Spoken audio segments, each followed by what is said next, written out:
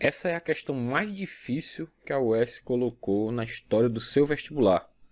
Questão de física mais difícil que tem, na minha opinião. Uma conjunção de movimento harmônico simples que gera gráficos, né? Quando você tem mais de um movimento harmônico simples, isso gera umas curvas que são conhecidas como curvas de Lissajous. Então, a UES exagerou, realmente pegou pesado.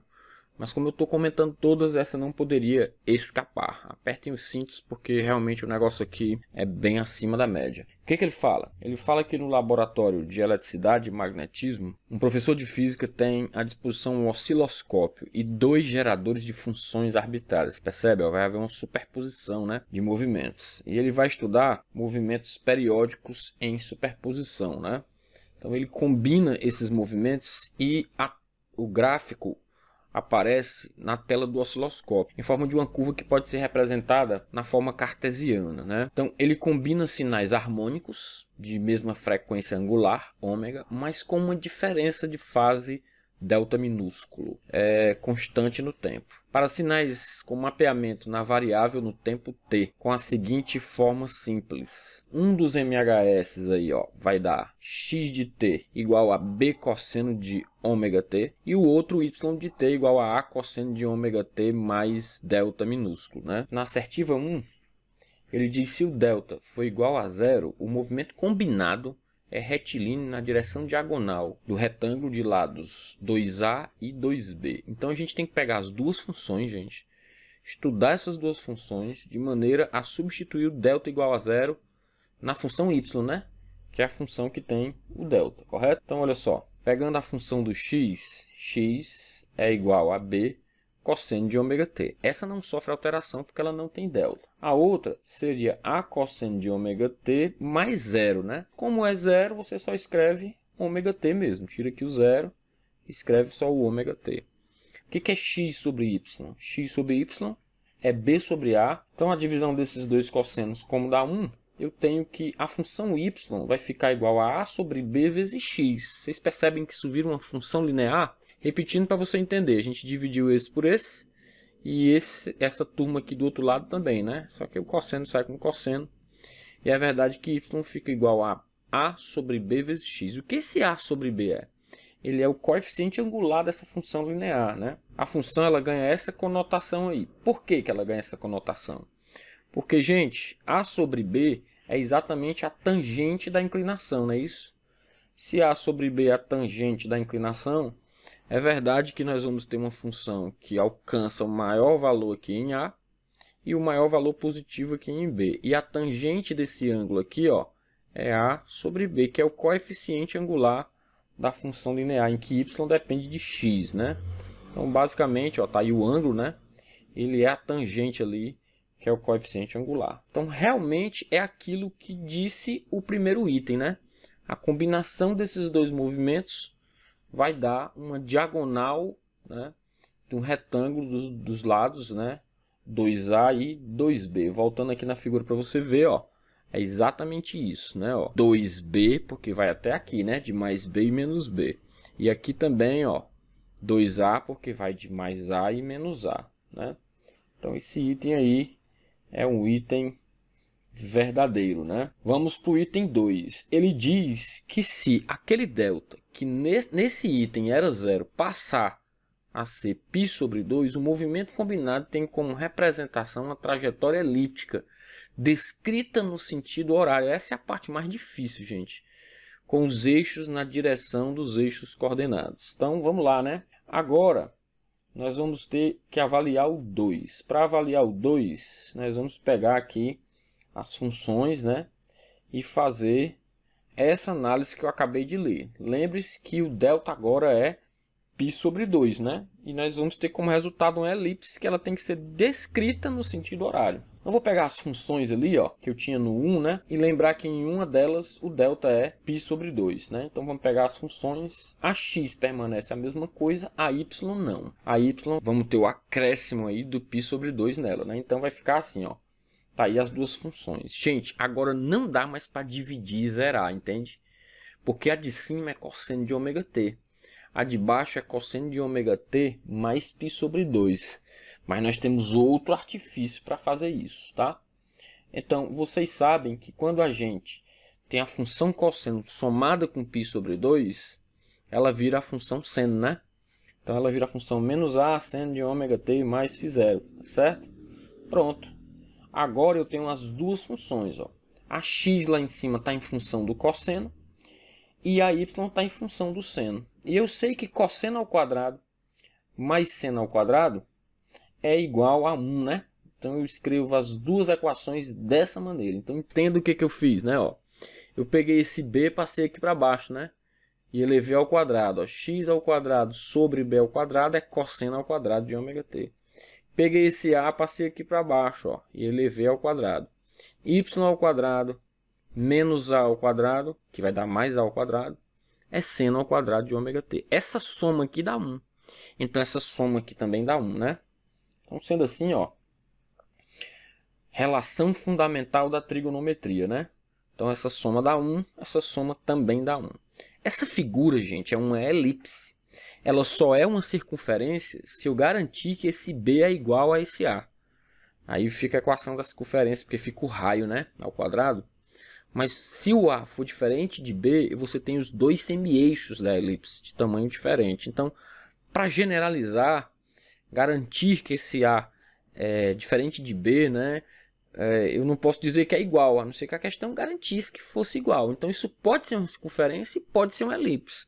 Para deixar generalizado, a gente adota que é uma elipse, né? Eu tenho uma elipse com os dois semi-eixos, tá, ó. O responsável pelo x é o b e o responsável pelo a é o y, né? Então tá aí, ó. Essa elipse, ela tem o b na correspondência do x e tem o a na correspondência do y, né? Então, pensando em valores diferentes, ela é uma elipse. Mas como é que esse gráfico é construído? Quando o osciloscópio está construindo ele gira em sentido horário ou gira em sentido anti-horário? Confesso, ninguém ensina isso em colégio assim, né? Tão facilmente, né? A US realmente pegou pesado aqui. Aí, gente, ó, para t igual a 0, nós temos que o x vale b cosseno de ômega t 0, né? Então isso aqui vai dar tudo 0, ó. E o cosseno de 0, nós sabemos que é 1, né? Então x é igual a b. E y é igual a 0. Então, onde é que a partícula começa a descrever esse gráfico no t igual a 0? Nesse ponto, né? Porque o x fica valendo b e o y fica valendo 0, ó. X vale b e o y não tem altura, né? O 0 é aqui, ó. Então, agora o nosso mistério é saber se isso vai para o lado positivo ou vai para o lado negativo.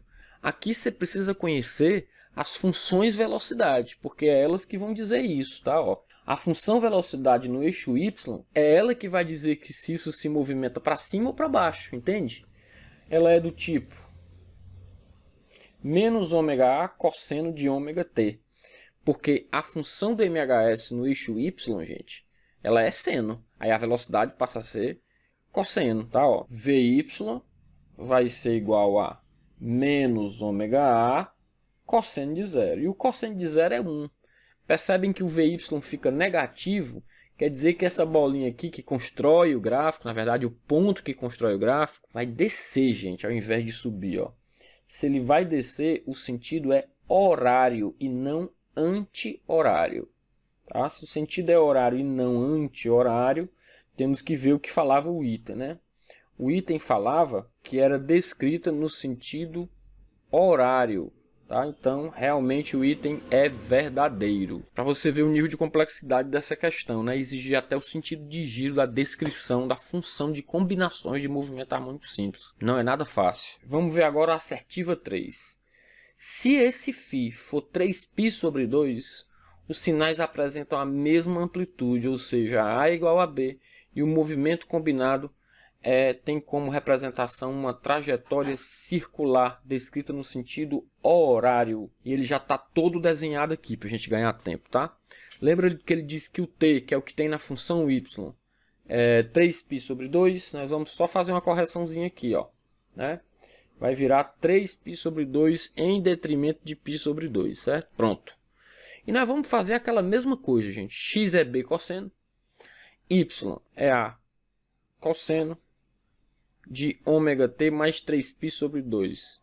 Quando a função cosseno é ganha 3π sobre 2, o y fica igual a seno de ômega t. Tá? Aí a gente vem aqui e substitui para fazer aquela mesma parada lá. Ó. Hilden, mas por que você pulou desse A para esse B, né? Gente, eu fiz isso porque a assertiva pede isso. Ó. Ela pede que A seja igual a B, ó, certo?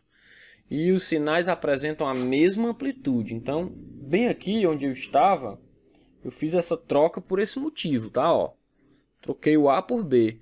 Estão lembrados que quando esses coeficientes são estritamente iguais, vai gerar uma circunferência, como eu falei, ó. Você vai pegar aquela mesma ideia, equação fundamental da trigonometria, né? Vai pegar esse cosseno, elevar ao quadrado, ele é x ao quadrado sobre b ao quadrado. Vai pegar esse seno, elevar ao quadrado, ele é y ao quadrado sobre b ao quadrado, certo? E somar, e dar 1, né? Que você aprendeu isso na trigonometria. Observe que agora ficou assim, ó, x quadrado, né, sobre b quadrado mais y quadrado sobre b quadrado igual a 1. Observe que aqui fica b e aqui fica b. Quando fica A e B, fica elipse. Mas quando fica o mesmo valor, significa que essa elipse tem os semi-eixos do mesmo tamanho. Significa que é uma circunferência. O pessoal da matemática chama de família das cônicas, essas curvas, né? Porque elas têm a mesma similaridade, têm o mesmo comportamento matemático, né? Então isso dá uma circunferência, né, jovem? Se isso dá uma circunferência, o item até agora está caminhando bem. O que é que falta a gente ver? O sentido de giro com o qual ele é descrito, né? Ó, tá aí a circunferência, ela tem valores mais b e menos b em tudo que é lado, né? Ó, ela é assim. Em que sentido ela é descrita? Ora mais, basta você pegar aqui, ó, a velocidade para t igual a 0, né? Para t igual a 0, x é igual a b cosseno de 0. E o cosseno de 0 é 1. Então, x está em b de novo. Está ali naquele pontinho, né? Ó, certo? E b é igual a a. E y vai ser b seno de 0. Porque é para t igual a 0 que você está substituindo. E o seno de 0 é 0, né? Então, uma das possibilidades é a gente colocar esse pontinho de geração, ó, aqui. E descobrir para onde ele está girando. Lembra que a gente tem que fazer a velocidade? Para fazer a velocidade, você vai usar cosseno, porque isso aqui segue o ciclo trigonométrico, gente, que a gente chama lá de ciclo das derivadas. Então, quando estou dando aula dessa parte, eu falo do ciclo das derivadas, porque você tira as velocidades de maneira muito rápida, quando você conhece esses ciclos, né? Ó.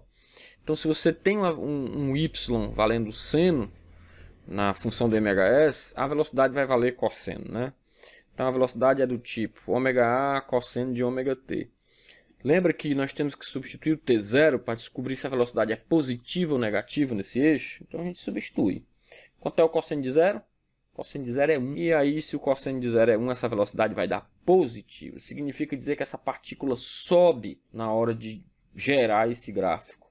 Se ela sobe na hora de gerar esse gráfico, o giro é anti-horário. O que é que esse item 3 dizia? Eu acho que dizia que era horário. Vamos lá conferir, porque eu não lembro mais não. Dizia que o sentido era horário. Isso é falso, tá, galera? Deu falso esse item aí, ó. Sentido horário, né?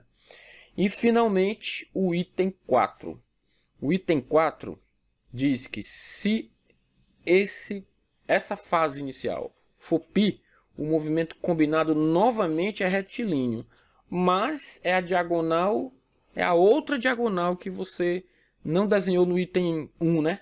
É a inversa dessa diagonal. Isso parece ser verdade. Bora fazer uma continha. Vou pegar as informações do 1, né? Que eu não sou besta, ó. Já é a primeira parte, que já está desenhada. E vamos pegar esse gráfico aqui. Pegando esse gráfico, eu vou fazer para π, né? Então, as informações são essas.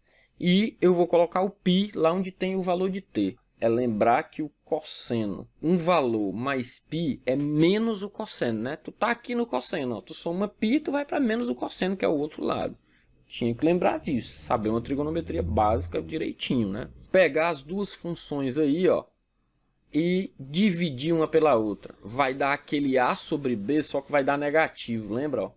Ao dividir uma pela outra, você tira o cosseno, porque você vai estar dividindo y sobre x aqui e menos a sobre b aqui, o cosseno vai sair com cosseno, né?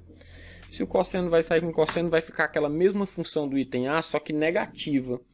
Significa que se a inclinação tinha um sentido, ela vai passar a ter outro, né? Ó. Então, tá vendo essa inclinação? Lembra dela? vai ser ao contrário dela. Vou copiar ela aqui, trago ela aqui para baixo e a gente vai fazer o desenho dela aí, ó, tá? Apaguei os pormenores, vou apagar essa parte aqui, essa parte, ela vai ficar ao contrário para o outro lado, né? Porque o coeficiente tem uma tangente negativa, jovem, ó. Essa tangente fica dessa maneira aí, tá? Então tá aí, ó, os valores B, né, no eixo X e os valores A no eixo Y. O que torna o item verdadeiro. A tangente é menos B sobre A, né? Ou menos A sobre B, tanto faz, né?